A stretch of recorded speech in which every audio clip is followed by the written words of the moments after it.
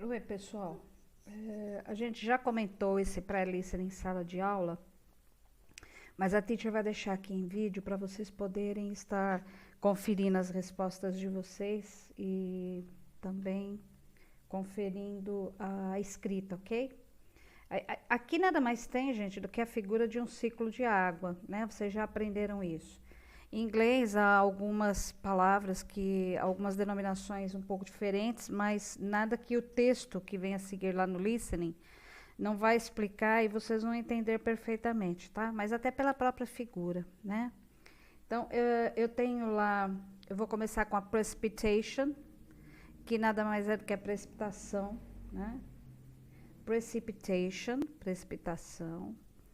Então, a água cai no solo, aí eles têm o que eles chamam de percolation, que na verdade é a infiltração. Percolation acontece quando a água encontra pequenos canais no solo, e aí a água é capaz de se infiltrar com maior rapidez, né? Aí essa água acaba indo lá para o groundwater, que é aquela água subterrânea, né? Que tem abaixo do solo. Aí, gente, ele vai para o que eles chamam de collection, né? Eles têm essa denominação, collection, que nada mais é do que aquela água que caiu, que foi precipitada. Uma parte dela infiltrou no solo, a outra parte ela é descartada, porque o solo já está encharcado, ele não absorve mais. Então, esta água que foi descartada, entre aspas, ela retorna, né? Para os oceanos, lagos, rios e mares. Então, esse retorno da água aos rios, oceanos, lagos e mares, eles chamam de collection. E uma parte desta água, então, quando ela está indo para os oceanos, rios, lagos e mares, a evaporation, que é a evaporação, certo? Lembrando que aqui, ó, eu esqueci de comentar com vocês, tem até umas nuvenzinhas, uma espécie de nuvenzinha, para demonstrar essa transpiration, que é a transpiração, ok? Então, só conferir novamente: condensation, condensação; precipitation, a precipitação; percolation é o que eles chamam de infiltração na água; groundwater é a água subterrânea; collection, lembrando que você tem aqui nessa parte da collection é a parte da água que não foi infiltrada e ela retorna aos mares, lagos e oceanos; e evaporation, que é a evaporação, ok?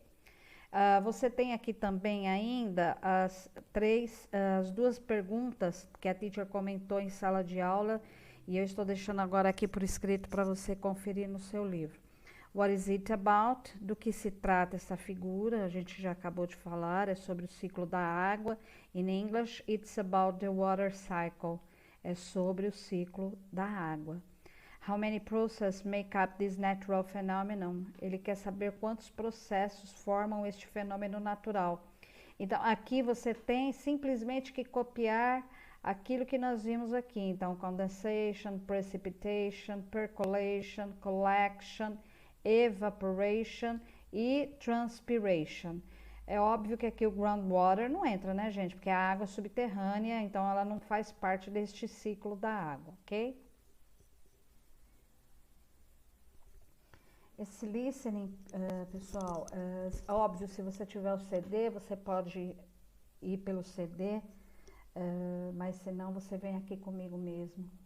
Lembrando que num primeiro momento seria interessante que você não lesse, você tentasse ouvir o que a teacher está falando para você completar os espaços que estão em branco no texto, porque é exatamente isso que pede o exercício.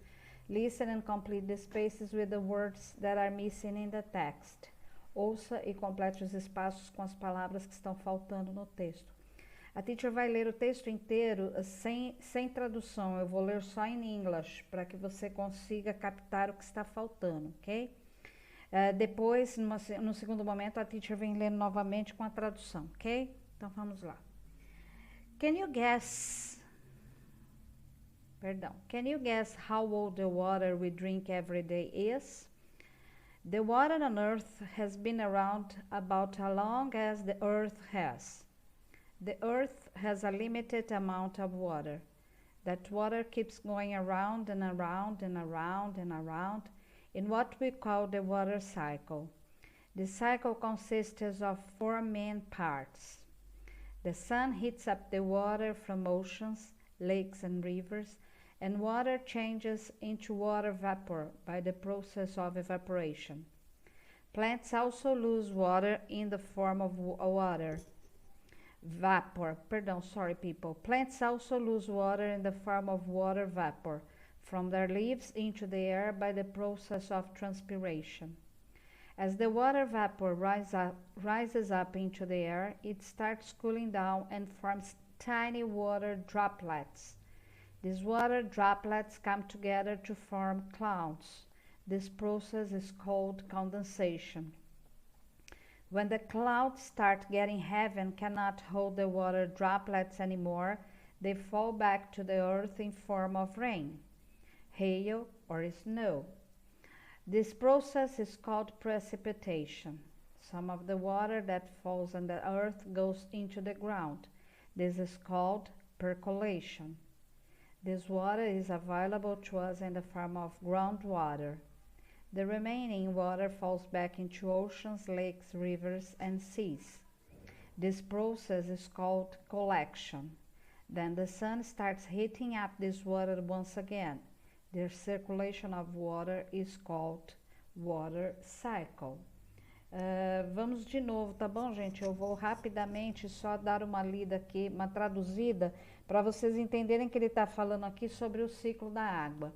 É bem interessante porque ele começa o texto com uma pergunta, se a gente pode adivinhar quantos anos a água que nós bebemos todos os dias tem. E ele fala lá que a água na Terra tem mais ou menos aproximadamente o mesmo tempo que a Terra tem. Por isso do ciclo da água, né? Ela vem, ela é usada, ela sobe novamente, então é o ciclo da água, ela não se renova, é sempre a mesma água. Quando ele fala aqui que a Terra tem um limite, uma quantidade limite de água, esta água, ela mantém-se num ciclo, né? Então, quando ele fala que going around and around and around and around, dá uma ideia de círculo, que ela sobe, desce, sobe, desce. E este ciclo consiste de 4 importantes partes. Então, ele diz lá que o Sol aquece a água dos oceanos, lagos e rios, a água transforma-se em vapor de água, esse processo é chamado de evaporação. As plantas também perdem água na forma de vapor das suas folhas no ar, e este processo eles chamam de transpiração. O vapor da água sobe ao ar e começa a esfriar-se e formam minúsculas gotículas de água.